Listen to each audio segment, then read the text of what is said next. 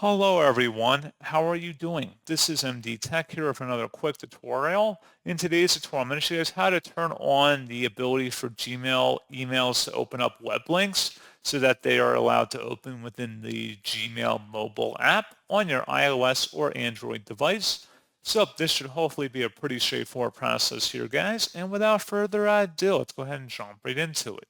All you have to do is select the hamburger icon up at the top left and go down and select the settings gear button, select general settings, and then you want to go where it says open web links. So if you scroll down, there should be an option to open web links underneath auto advanced. So open web links in Gmail, turn on for faster browsing.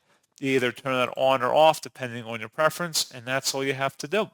So pretty straightforward process on that, guys. And as always, thank you for watching. I do hope that I was able to help you out, and I do look forward to catching you all in the next tutorial. Goodbye.